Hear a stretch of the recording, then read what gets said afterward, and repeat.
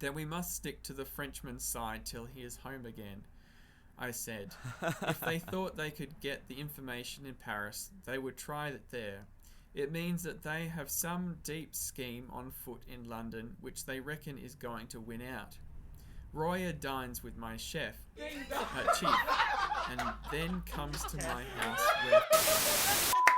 Today we're doing John Buchan's The 39 Steps, and we're up to Chapter 8, The Coming of the Black Stone. Hey everyone, and welcome to Goodnight with D.M.W. Wright. If you're new and don't know the drill, save this video and come back to it when you're ready to hit the hay, and I'll tell you a story. If this vid is midway through the book, or if you want a different book, you can find all Chapter 1s in the playlist on my channel. Like and subscribe, and we can do this every night, so if you're ready for sleep, let's get into it.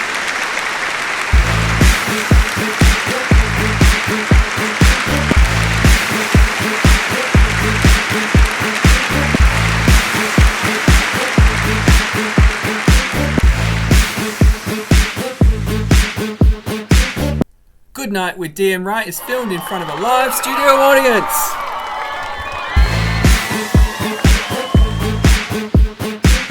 This episode is brought to you by the Kiss of Judas and the word anti-disestablishmentarianism.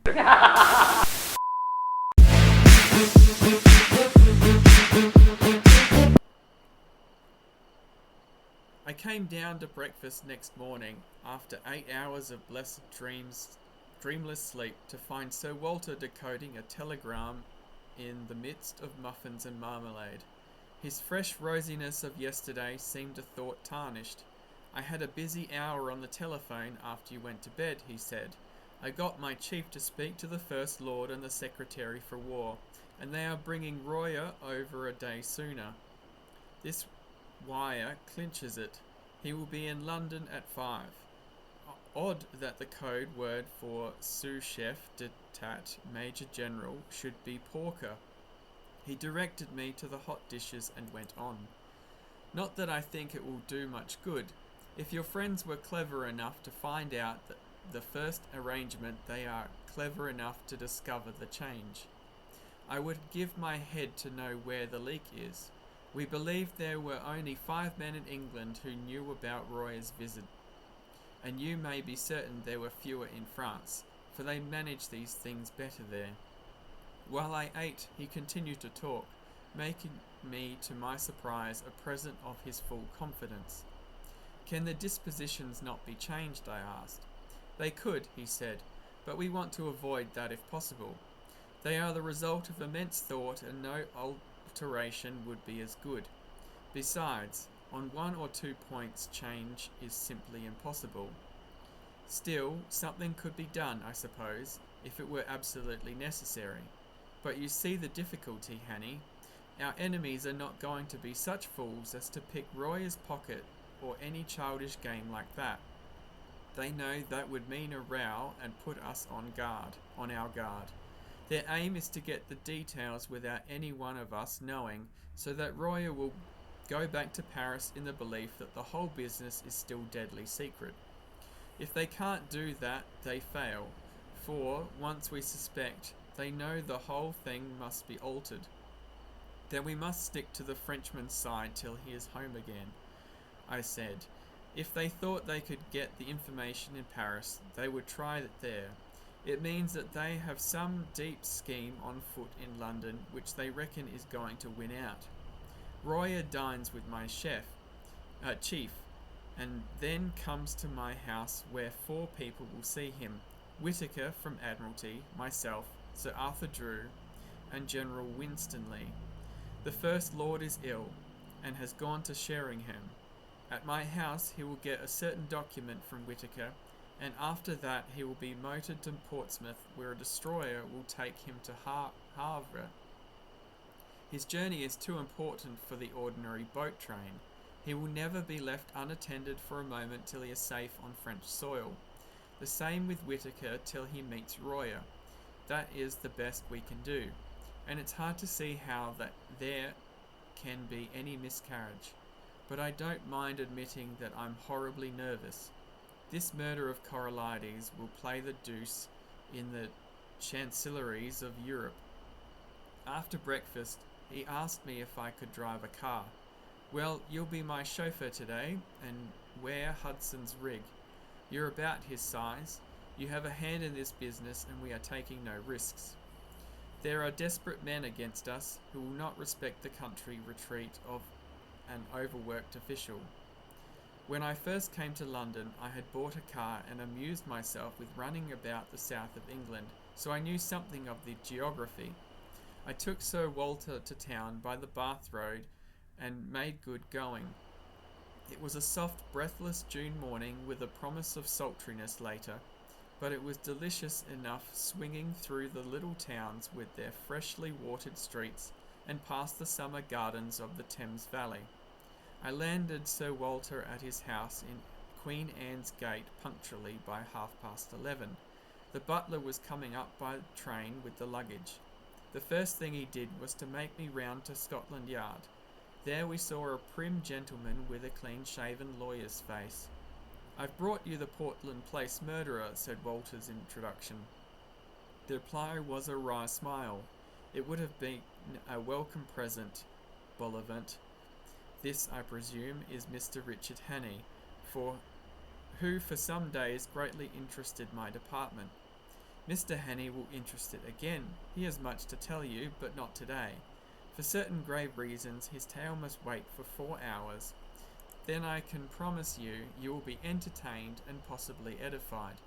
I want you to assure Mr. Hannay that he will suffer no further inconvenience. This assurance was promptly given. You can take up your life where you left off, I was told. Your flat which probably you no longer wish to occupy, is waiting for you, and your man is still there. As you were never publicly accused, we consider that there was no need of a public exculpation. But on that, of course, you must please yourself. We may want your assistance later on, MacGillivray, said Walter. Sir Walter said as we left. Then he turned me loose. "Come and see me tomorrow, Hannay. I needn't tell you to keep deadly quiet. If I were you, I would go to bed, for you must have considerable arrears of sleep to overtake. You had better lie low, for if one of your Blackstone friends saw you, there might be trouble." I felt curiously at a loose end. At first it was very pleasant to be a free man, able to go where I wanted without fearing anything. I had only been a month under the ban of the law, and it was quite enough for me. I went to the Savoy and ordered very carefully a very good luncheon, and then smoked the best cigar the house could provide. But I was still feeling nervous. When I saw anybody look at me in the lounge, I grew shy and wondered if they were thinking about the murder. After that, I took a taxi and drove miles away up into North London. I walked back through the fields and lines of villas and terraces and then slums and mean streets, and it took me pretty nearly 2 hours. All the while my restlessness was growing worse. I felt that great things, tremendous things, were happening or about to happen, and I, who was the cogwheel of the whole business, was out of it. Royer would be landing at Dover, Sir Walter would be making plans with the few people in London who were in the secret, and somewhere in the darkness the Blackstone would be working. I felt the sense of danger and impending calamity, and had the curious feeling too that I alone could avert it, alone could grapple with it. But I was out of the game now. How could it be otherwise? It was not likely that cabinet ministers and admiralty lords and generals would admit me to their councils. I actually began to wish that I could run up against one of my 3 enemies. That would lead to developments. I felt that I wanted enormously to have a vulgar scrap with those gentry, where I could hit out and flatten something. I was rapidly getting into a very bad temper. I didn't feel like going back to my flat. That had to be faced some time, but as I still had sufficient money, I thought I would put it off till next morning and go to a hotel for the night. My irritation lasted through dinner, which I had at a restaurant in Jermyn Street. I was no longer hungry, and let several courses pass untested. I drank the best part of a bottle of Burgundy, but it did nothing to cheer me. An abominable restlessness had taken possession of me.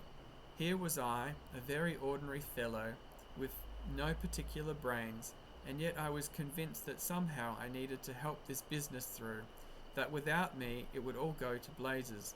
I told myself it was sheer silly conceit, that 4 or 5 of the cleverest people living, with all the might of the British Empire at their back, had the job in hand. Yet I couldn't be convinced. It seemed as if a voice kept speaking in my ear, telling me to be up and doing, or I would never sleep again. The upshot was that about 9:30 I made up my mind to go to Queen Anne's Gate. Very likely I would not be admitted, but it would ease my conscience to try. I walked down Jermyn Street, and at the corner of Duke Street past a group of young men. They were in evening dress, had been dining somewhere, and were going on to a music hall. One of them was Mr. Marmaduke Jopley. He saw me and stopped short. "By God, the murderer!" he cried. "Here, you fellows, hold him. That's Hannay, the man who did the Portland Place murder." He gripped me by the arm, and the others crowded round. I wasn't looking for any trouble, but my ill temper made me play the fool. A policeman came up, and I should have told him the truth, and if he didn't believe me, demanded to be taken to Scotland Yard, or for that matter to the nearest police station. But a delay at that moment seemed to me unendurable, and the sight of Marmy's imbecile face was more than I could bear. I let out with my left, and had the satisfaction of seeing him measure his length in the gutter. Then began an unholy row. They were all on me at once, and the policeman took me in the rear. I got in 1 or 2 good blows, for I think, with fair play, I could have licked the lot of them. But the policeman pinned me behind, and one of them got his fingers on my throat. Through a black cloud of rage, I heard the officer of the law asking what was the matter, and Marmy, between his broken teeth, declaring that I was Hannay the murderer. "Oh, damn it all," I cried. "Make the fellow shut up. I advise you to leave me alone, constable. Scotland Yard knows all about me, and you'll get a proper wigging if you interfere with me." "You've got to come along of me, young man," said the policeman. "I saw you strike that gentleman cruel hard. You began it too, for he wasn't doing nothing. I seen you. Best go quietly, or I'll have to fix you up." Exasperation and an overwhelming sense that no cost must I delay gave me the strength of a bull elephant. I fairly wrenched the constable off his feet, floored the man who was gripping my collar, and set off at my best pace down Duke Street. I heard a whistle being blown and the rush of men behind me. I have a very fair turn of speed, and that night I had wings. In a jiffy I was in Pall Mall and had turned down towards St. James Park. I dodged the policeman at the palace gates, dived through a press of carriages at the entrance to the mall, and was making for the bridge before my pursuers had crossed the roadway. In the open ways of the park I put on a spurt. Happily, there were few people about and no one tried to stop me. I was staking all on getting to Queen Anne's Gate. When I entered that quiet thoroughfare, it seemed deserted. Sir Walter's house was in the narrow part, and outside it 3 or 4 motor cars were drawn up. I slackened speed some yards off and walked briskly up to the door. If the butler refused me admission, or if he even delayed to open the door, I was done. He didn't delay. I had scarcely rung before the door opened. "I must see Sir Walter," I panted. "My business is desperately important." That butler was a great man. Without moving a muscle, he held the door open and then shut it behind me. "Sir Walter is engaged, sir, and I have orders to admit no one. Perhaps you will wait." The house was of old-fashioned kind, with a wide hall, and rooms on both sides of it. At the far end was an alcove with a telephone and a couple of chairs, and there the butler offered me a seat. "See here," I whispered. "There's trouble about, and I'm in it, but Sir Walter knows, and I'm working for him. If anyone comes and asks if I am here, tell him a lie. He nodded, and presently there was a noise of voices in the street, and a furious ringing at the bell. I never admired a man more than that butler. He opened the door, and with a face like a graven image, waited to be questioned. Then he gave them it. He told them whose house it was, and what his orders were, and simply froze them off the doorstep. I could see it all from my alcove, and it was better than any play. I hadn't waited long till there came another ring at the bell. The butler made no bones about admitting this new visitor. While he was taking off his coat, I saw who it was. You couldn't open a newspaper or a magazine without seeing that face. The grey beard cut like a spade, the firm fighting mouth, the blunt square nose, and the keen blue eyes. I recognised the First Sea Lord, the man, they say, that made the new British Navy. He passed my alcove and was ushered into a room at the back of the hall. As the door opened, I could hear the sound of low voices. It shut, and I was left alone again. For 20 minutes I sat there, wondering what I was to do next. I was still perfectly convinced that I was wanted, but when or how I had no notion. I kept looking at my watch, and as the time crept on to 10:30, I began to think that the conference must soon end. In a quarter of an hour, Royer should be speeding along the road to Portsmouth. Then I heard a bell ring, and the butler appeared. The door of the back room opened, and the First Sea Lord came out. He walked past me, and in passing he glanced in my direction, and for a second we looked at each other in the face. Only for a second, but it was enough to make my heart jump. I had never seen the great man before, and he had never seen me. But in that fraction of time something sprang into his eyes, and that something was recognition. You can't mistake it. It is a flicker, a spark of light, a minute shade of difference which means one thing and one thing only. It came involuntarily, for in a moment it died, and he passed on. In a maze of wild fancies, I heard the street door close behind him. I picked up the telephone book and looked up the number of his house. We were connected at once, and I heard a servant's voice. "Is his lordship at home?" I asked. "His lordship returned half an hour ago," said the voice, "and has gone to bed. He is not very well tonight. Will you leave a message, sir?" I rang off and almost tumbled into a chair. My part in this business was not yet ended. It had been a close shave, but I had been in time. Not a moment could be lost, so I marched boldly to the door of that back room and entered without knocking. 5 surprised faces looked up from the table. There was Sir Walter and Drew, the War Minister, whom I knew from his photographs. There was a slim elderly man, who was probably Whittaker, the Admiralty official, and there was General Winstanley, conspicuous from the long scar on his forehead. Lastly, there was a short, stout man with an iron-grey moustache and bushy eyebrows, who had been arrested in the middle of a sentence. Sir Walter's face showed surprise and annoyance. "This is Mr. Hannay, of whom I have spoken to you," he said apologetically to the company. "I'm afraid, Hannay, this visit is ill-timed." I was getting back my coolness. "That remains to be seen, sir," I said, "but I think it may be in the nick of time. For God's sake, gentlemen, tell me who went out a minute ago." "Lord Alloa," Sir Walter said, reddening with anger. "It was not," I cried. "It was his living image, but it was not Lord Alloa. It was someone who recognised me, someone I have seen in the last month. He had scarcely left the doorstep when I rang up Lord Alloa's house, and was told he had come in half an hour before and had gone to bed." Who? Someone stammered.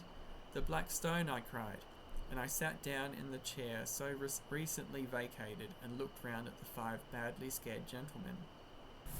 That's it from me tonight. I'm D.M. Wright. Say hi to your cat for me. Good night and have a good sleep.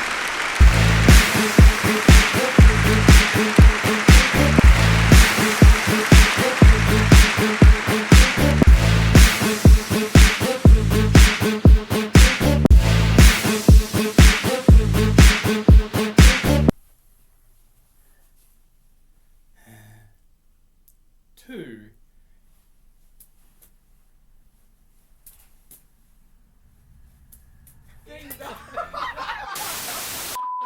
Bye.